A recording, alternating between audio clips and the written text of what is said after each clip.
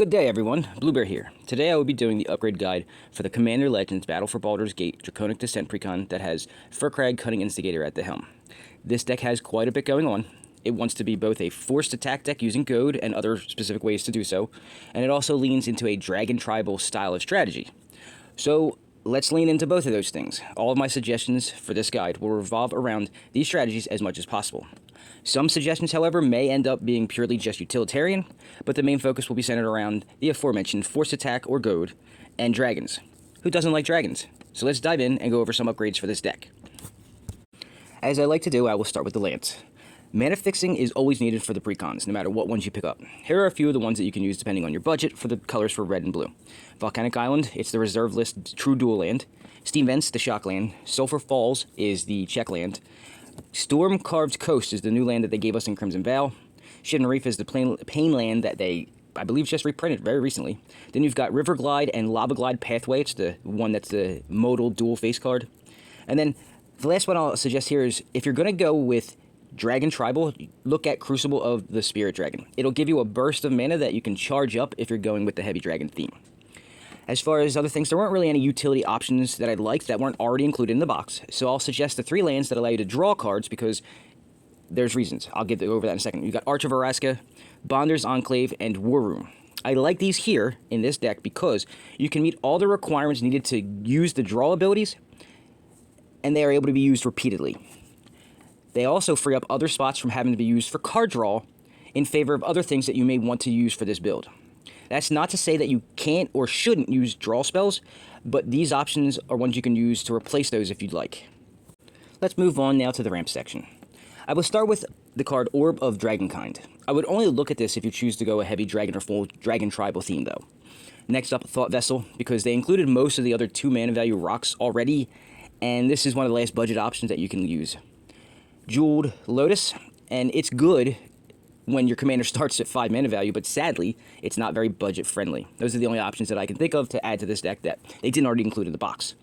Next up, let's talk about the creatures. For this section, I will be discussing 2 types of creatures here.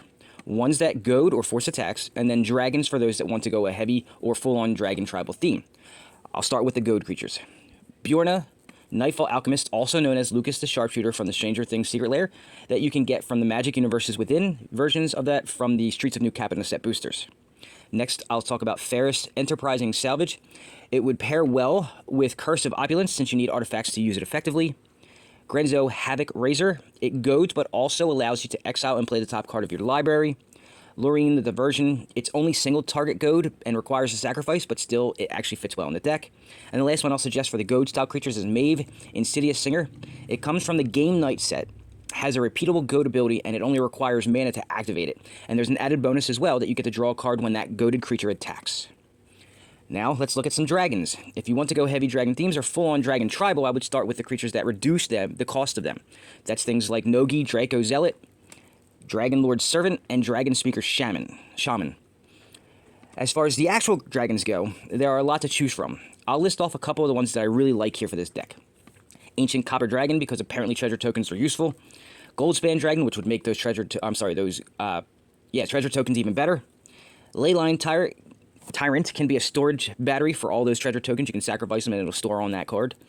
Manaform Hellkite, because its ability to make dragon tokens that can double as sacrificial lambs seems pretty good here. Scourge of Valkus seems really good for Dragon Tribal, with its ability to sling damage around, especially if you're using Manaform Hellkite in your deck. Terror of the Peaks is similar to Scourge of Valkus, where it has the ability to sling damage around based upon certain situations. Thunder Break Regent, it dissuades opponents from targeting your dragons, and that's pretty useful there. And unfortunately, or fortunately, depending on your view on this, there are many more that you can look at. There are over 150 total different dragons that would be legal to use with this commander, so there are plenty of options. The direction that you choose to go in with this deck will actually help you determine which ones you want to choose. Just use the MTG Familiar app that I talk about all the time, or go to the Gather to look at every different dragon that's available to you to find out what would fit best for your deck. Now let's look at some spells to upgrade options. So as far as upgrade for spells go, they included most of the relevant spells that goad or force people to attack in the box. However, they missed a couple things. Siren's Call, which makes one player attack with every creature they control, and has a nice little added bonus of destroying any that didn't attack unless they were either walls or had summoning sickness, and they missed Aggravate. The one thing I don't like here, though, is that Goad makes creatures attack anyone but you, whereas these cards make them, it forces them to attack anybody. That means you as well. So I kind of like the Goad cards more than I like the forced attack cards here. Now let's look at the utility spells that you could add to make this deck a little better. I'll start with removal. In these colors, our options for removal aren't really as good as black or white.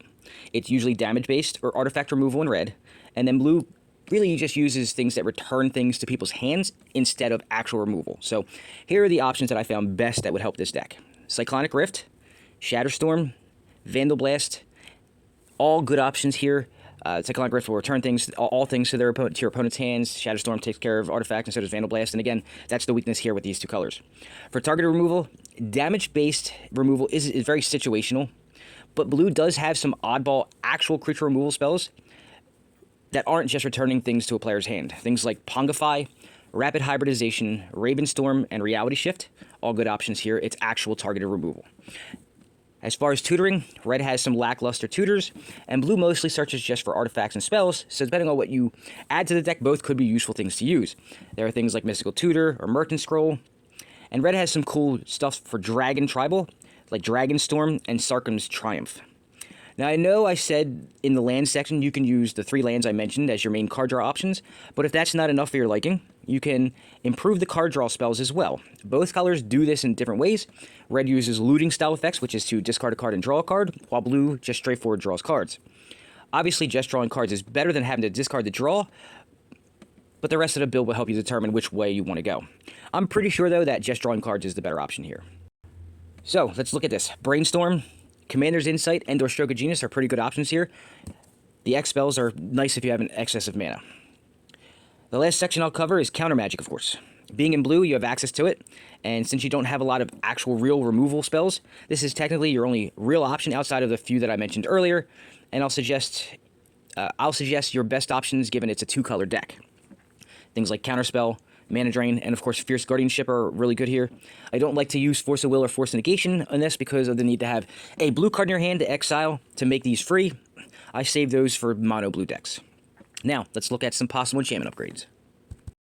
There aren't many Goad enchantments to speak of. Aside from the Impetus orders that were included in the box, the background Popular Entertainer was the only one left that I could find. There were a few Force Attack cards, but the cards I actually like the most for this deck are things like Grand Melee, which forces all creatures to attack and block, which can really mess with some people's strategies, and Bidon Nathassa, which not only forces one player of your choosing to attack each round, but also has some card draw capabilities built in. The rest of this section will be utility or dragon tribal themed, and I'll start with dragon related stuff. Crucible of Fire, it's a nice little static buff for your just dragons. Dragon Cultist and Feywild Visitor are backgrounds that can create dragon tokens. Dragon Tempest can sling damage around for you and pairs well with things that make a lot of dragon tokens and with dragon tribal in general. And as far as utility goes, we have some really good ones for card draw, like Mystic Remora, Ristic Study, and even Kindred Discovery if you're doing a dragon tribal. Also, if you do add Grand Melee and/or Bidon of Thassa, you're going to want to dissuade people from attacking you specifically. They already added Propaganda for you, so some of the things you may want to add are Collective Restraint and/or Web of Inertia. Of course, you may want to add these even if you don't add any of the non-Goad type board force attack stuff as well. Now, let's move on to some possible artifacts you may want to swap in for this deck. The only Goad artifact that they actually missed in the box, putting in the box, was Komainu Battle Armor, which has the ability to goad all of one player's creatures. That leaves us with just utility artifacts to look at. If you're doing Dragon Tribal and feel like they need some beefing up for some reason, there are a plethora of artifacts that can do this if you wish. Things like Door of Destinies, Icon of Ancestry, and Vanquisher's Banner should do the trick. You may also want to protect your commander with things like Swiftfoot Boots or Lightning Greaves. And lastly, I'll suggest Sword of the Animist, because neither of these colors really does ramp very well, so anything that can help that is great. And now I'll move on to the walkers. There were no planeswalkers that actually do Goad, so I'll focus on the ones that synergize well with dragons. That leaves us with the Sarkhans, and one other really heavily used planeswalker. Sarkhan the Masterless, Sarkhan the Dragon Soul, and Sarkhan Fireblood. All good options here, but the most popular walker of all actually happens to be a dragon, technically, and that's Ugin Spirit Dragon. The last one is just great utility in a lot of decks, of course, so why not just throw that in there just for the Dragon Tribal theme. And finally, a combo that fits well into this deck because they already gave us half of it in the box.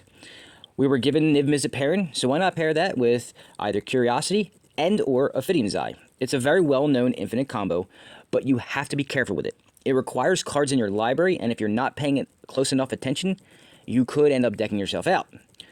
So, if you do choose this combo, maybe add ways to shuffle your graveyard back into your library.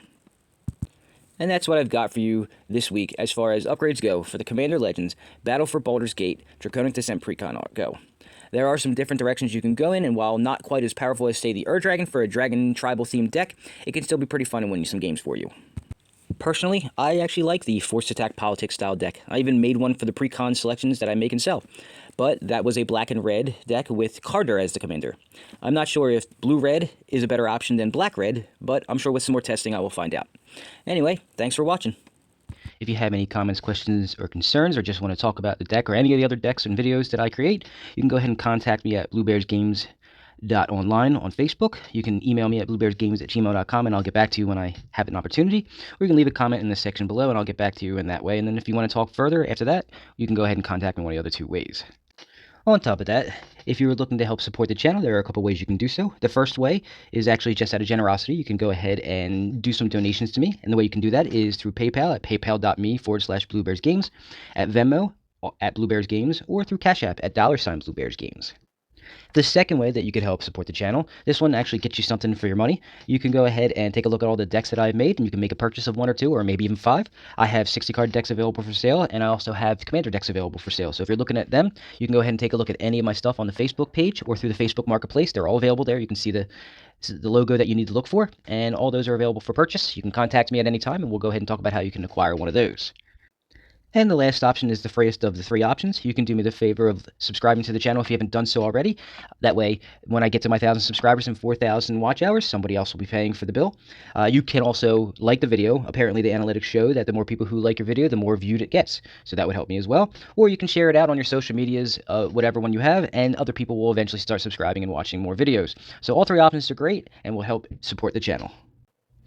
That is my time for the week. I want to thank you for watching. Please join me again next week for another deck build video, and I will see you all then. Have a good week.